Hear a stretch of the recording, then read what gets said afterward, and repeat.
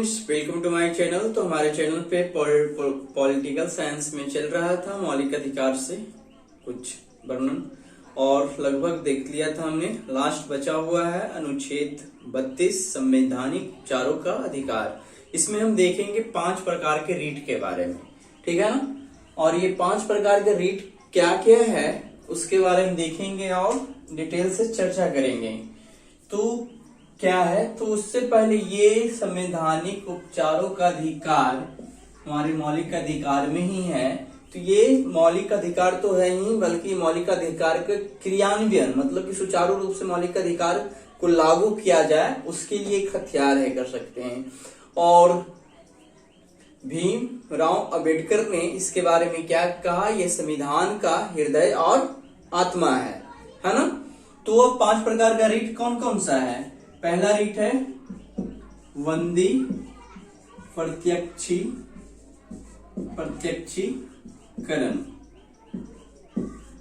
दूसरा है परमादेश। ये परमादेश अलग से नहीं, इसे जोड़ के नहीं रहता।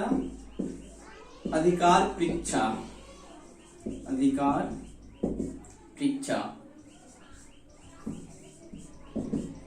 और चौथा है उत्प्रेषण।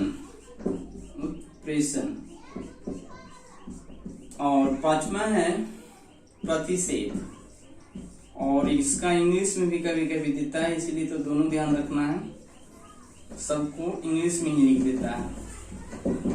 तो उस स्थिति में मिलाने के लिए दे देता है। तो ये बंदी प्रत्यक्षीकरण क्या होता है, हैबियस, ठीक है, हैबियस क्रॉप्स, एक तो स्पेलिंग है ना, ठीक है, हैबियस कॉर्पस। और परमादेश को मैंडेमस होता है। और अधिकार परीक्षा है तो क्वा ब्रांटो होता है। और उत्प्रेषण है तो ये होता होगा सर्टियोररी। और प्रतिषेध है तो प्रोहिबिशन।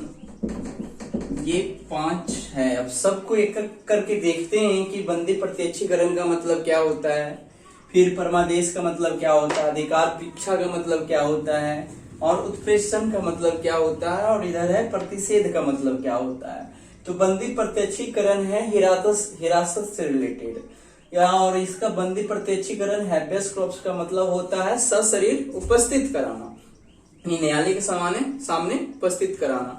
और एक तरह से बंदी प्रत्यक्षीकरण सरकार और निजी दोनों प्रकार के व्यक्तियों के लिए लागू होता है।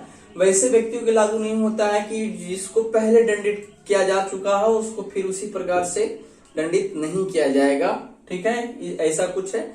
और जो व्यक्ति को नजरबंद कर दिया गया है उस पे ये बंदी प्रत्यक्षीकरण लागू नहीं होता है कि उसको न्यायालय के समक्ष उपस्थित ही करवाया जाए। हमने ये बताया था कि निवारक निरोध नजरबंदी में ये होता है कि उसको पसंद के वकील से सलाह लेने का होता है। लेकिन देश की खतरा है खड़ता ये सब की बात होता है तो वो भी अधिकार नहीं दिया जाता है। तो बंदी प्रत्यक्षीकरण कुछ ऐसा होता है। ये व्यक्तिगत स्वतंत्रता से रिलेटेड एक है। परमादेश क्या होता है, तो परमादेश जिसको मैंडेमस बोलते हैं, इसमें ये बताया गया है कि कोई व्यक्ति है, प्राधिकारी है, अधिकारी है, सरकारी कोई कर्मचारी है या न्यायिक निकाय है, वो अपने कर्तव्यों का पालन नहीं कर रहा हो तो उसे आदेश दिया जाता है कि आप अपने कर्तव्यों का पालन करें। लेकिन इसमें एक कंडीशन है कि राष्ट्रपति हो या राज्यपाल हो, इसके विरुद्ध इस प्रकार का रीट जारी नहीं किया जा सकता है। तो ये परमादेश में कुछ ऐसा है। और है अधिकार परीक्षा, मतलब कि कोई ऐसा व्यक्ति है, सरकारी कर्मचारी है, कोई काम कर रहा हो लेकिन वो उसके अधिकार में नहीं आता है, तो उस वक्त न्यायालय पूछ सकता है कि आप किस अधिकार से इस काम को कर रहे हैं, ठीक है ना। सार्वजनिक पद पर कोई व्यक्ति अवैध रूप से कब्जा कर के बैठा हुआ है और उस काम को कर रहा है लेकिन उसके अधिकार में वो आता नहीं है, तो अधिकार परीक्षा वही होता है एक्वा ब्रांडो। यहाँ पे ये बताया जा रहा है कि निजी कोई ऐसा कंपनी है, निजी कोई संस्था है, ठीक है, निजी पद पर कोई है, तो वहां पे आप ये रीट जारी नहीं कर सकते हैं कि आप किस अधिकार से इस काम को कर रहे हैं। फिर है उत्प्रेषण, सर्टियोररी और प्रतिषेध, ये दोनों न्यायालय से जुड़ा हुआ है। मान लेते हैं न्यायालय में कोई सुनवाई किया गया है और अभी तक उस पर फैसला नहीं किया गया है। तो सर्वोच्च न्यायालय या उससे ऊपर वाले कोर्ट है उसको कहता है कि इस केस को आप हमारे यहाँ भेज दीजिए। लेकिन फैसला सुनाने के पहले यहाँ पे एक टर्म है उत्तरवर्ती चरण में, ये जो यूज किया जाता है उत्तरवर्ती चरण में, इसको बढ़िया से समझेंगे। उत्तरवर्ती चरण में मतलब कि इस पे सुनवाई लगभग हो चुका है, अब इस पे ठीक है ना फैसला सुनाया जाएगा कोर्ट पे, ठीक है ना, लेकिन अभी तक सुनाया नहीं गया है, लगभग प्रक्रिया पूरी हो गई है। तो उस स्थिति में ऊपर वाले कोर्ट इसको लागू करता है उत्तरवर्ती चरण में कि आप इस केस को हमारे यहाँ भेज दीजिए। उत्प्रेषण मतलब मंगा लेना, ठीक है ना, इसका सटीक सा बात है कि मंगा लेना। और इसका है किस अधिकार से, याद रखेंगे, प्रतिषेध मतलब मना करना।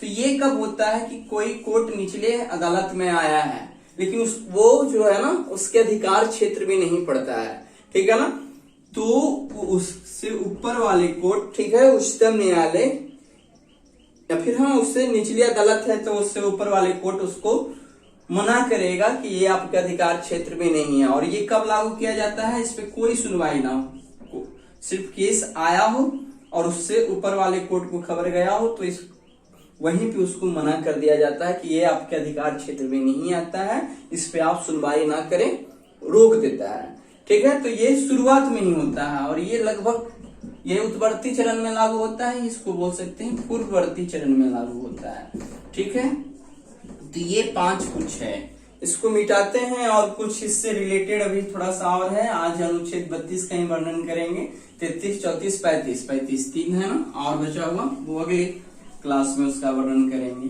उसके बाद चलेंगे नीति निर्देशक तत्व, ये फिर कुछ और बचा हुआ रहेगा तो उसका भी एक वीडियो बना देते हैं। तो आइए देखते हैं आगे क्या है। एक टर्म है निर्धारित प्रक्रिया। निर्धारित प्रक्रिया, ये इसका इंग्लिश क्या दे रहा है, लोकस स्टेंडी। लोकस स्टेंडी,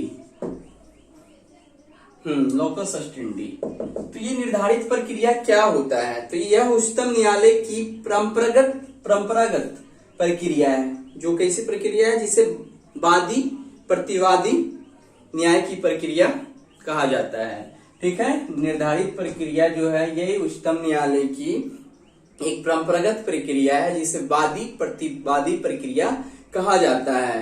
और इसके बारे में ये बताया जा रहा है कि इसके अनुसार उच्चतम न्यायालय वही व्यक्ति जाएगा जिसके मौलिक अधिकारों का उल्लंघन हुआ है। करा इसमें यह कमी थी कि इस प्रक्रिया में इसमें प्रक्रिया महत्वपूर्ण थी, यानी कि बहुत सारा प्रक्रिया से गुजरना पड़ता था लेकिन न्याय उतना महत्वपूर्ण तरीके से नहीं मिलता था। तो इसकी कमी यह थी कि इसमें प्रक्रिया महत्वपूर्ण थी, प्रोसेस महत्वपूर्ण था, न्याय नहीं। तो 1990 80-90 के दशक में उच्चतम न्यायालय के द्वारा वादी प्रतिवादी प्रक्रिया में कुछ बदलाव किया गया। अब इस बदलाव के कारण क्या हुआ कि समूह के मूल अधिकारों की रक्षा के लिए, मतलब कोई एक समुदाय है, समूह की रक्षा के लिए कोई तीसरा व्यक्ति या पूरी संस्था जो है उच्चतम न्यायालय के समक्ष जा सकता है। उच्चतम न्यायालय द्वारा मूल अधिकारों के लिए परिवर्तित प्रक्रिया के तहत एक टर्म आया, जनहित याचिका। जनहित याचिका, पब्लिक इंटरेस्ट लिटिगेशन। क्या होगा इसका, PIL होता है, पब्लिक इंटरेस्ट लिटिगेशन, जनहित याचिका। इसका मतलब ये भी बताया गया कि कोई ऐसा खबर है कि पेपर में कुछ छपा, ठीक है ना, और उसमें वो व्यक्ति खुद कोर्ट नहीं जा रहा तो उसके प्रति कोर्ट जो है खुद संज्ञान लेगी, ठीक है ना। ये बात इसमें कहा गया है। समाचार पत्र की सूचना के आधार पर न्यायपालिका स्वतः संज्ञान के आधार पर कार्रवाई कर सकती है। इस प्रकार का किसी समुदाय का अहित हो रहा हो तो वो खुद न्यायालय नहीं जा रहा है लेकिन कोर्ट को पता लगा, न्यायालय को पता लगा कि उसको न्याय चाहिए तो वहां पे खुद वो संज्ञान लेगी। तो स्वतः संज्ञान का एक बहुत बेहतर सा मीनिंग है, स्वतः संज्ञान लेना मतलब उस पर ध्यान देना, सुओ मोटो। सुओ मोटो स्वतः संज्ञान का ये मीनिंग है। है ना, कि कोई ऐसा कुछ घटना समाचार पत्र में छपा, समुदाय से रिलेटेड कुछ अपराध है सबसे, और वो खुद एक्शन ना ले रहा है, न्यायालय नहीं पहुंच पा रहा, लेकिन कोर्ट को यदि पता चला है तो उस स्थिति में पब्लिक इंटरेस्ट लिटिगेशन याचिका के तहत वो खुद संज्ञान लेगा, यानी खुद ध्यान देगा इस केस पे। न्यायपालिका ना मूल अधिकारों की रक्षा के लिए केवल प्रक्रिया में ही परिवर्तन नहीं किया, बल्कि मूल अधिकारों की भी विस्तृत व्याख्या की, यानी मूल अधिकार को और विस्तृत रूप से वो व्याख्या क्या कि मूल अधिकार क्या हो सकता है। यानी कोई ऐसा व्यक्ति है जो अपने न्याय के लिए खुद नहीं आगे आ रहा है, लेकिन उसको न्याय की जरूरत है, आसपास के लोग को भी यदि पता लगता है तो ये PIL जनहित याचिका के तहत उसके लिए न्यायालय जा सकते हैं, उसकी मदद करने के लिए कि हाँ फलना के समुदाय के लिए ऐसा हो रहा है। जनहित याचिका के बारे में और डिटेल से ये बताया गया कि ऐसी याचिका जो व्यक्तिगत हित की रक्षा के लिए नहीं, यानी कि ये जो जनहित याचिका का नाम ही है, तो व्यक्तिगत हित की रक्षा के लिए नहीं बल्कि बहुसंख्यक लोगों के अधिकारों की रक्षा के लिए दी जाए।